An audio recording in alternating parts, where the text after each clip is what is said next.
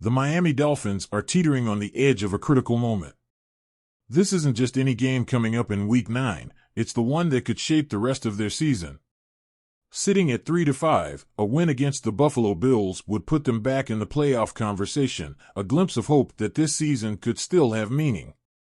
But if they lose, they'll drop to 2-6, stuck on the outside, watching as other teams surge ahead. And it's not like the stakes end there. The Dolphins might actually start thinking about offloading players if the season keeps sliding downhill. And if they do decide to make changes, the whispers are already getting louder that defensive lineman Calais Campbell could be on the move. At 38, Campbell isn't the terrifying force he once was, but that doesn't mean he doesn't have something left to give. This guy's been around 17 years and still finds ways to make his presence felt on the field, not to mention his locker room influence. Teams have been asking about him, and according to ESPN's Adam Schefter, he's one of the top names likely to be traded if Miami's season continues to unravel. The trade deadline is fast approaching, Tuesday, November 5th at 4 p.m. Eastern Time.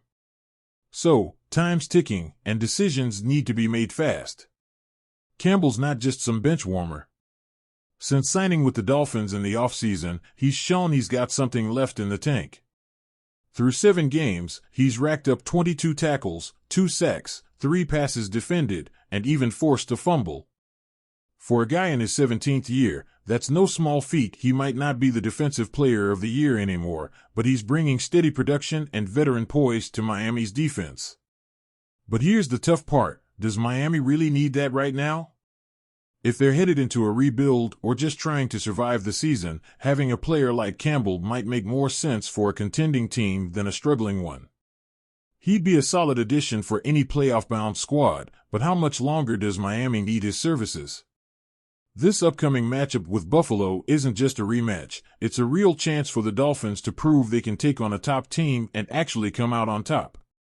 Last time they met, way back in Week 2, things got messy fast. Quarterback Tua Tagovailoa had to leave the game with another nasty concussion. He was fighting just to keep up before the injury, going 17 for 25 with only 145 yards, a single touchdown, and 3 brutal interceptions. It was a rough performance, and the injury only made it worse.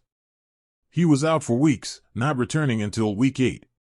And even with him back on the field, the Dolphins couldn't close the deal against the Arizona Cardinals, losing a heartbreaker, 28-27. Tua's return was supposed to give the team that extra spark they'd been missing. And he looked good, going 28 of 38 for 234 yards, a touchdown, plus a few rushing yards thrown in. They had control, leading by 9 heading into the fourth quarter. But the defense, again, couldn't hold it together. They let Arizona quarterback Kyler Murray march down the field twice, sealing the game with a field goal in the final seconds. Another gut punch loss, dropping Miami to 2-5 and leaving them at 3rd in the AFC East, further away from the playoff picture. So, here's the question hanging over Miami's head: what if the struggles continue? What if they lose again to the Bills? Do they start selling off pieces, trading veterans to build for the future? And Campbell, with all his experience, could be the first to go. He'd finished the season with his 6th NFL team, trying to bring his skills and leadership to another squad that might be one player away from a serious playoff push. The decision to trade or hold onto Campbell isn't easy. On one hand, his leadership could be exactly what the Dolphins need to keep the locker room steady through a rough season.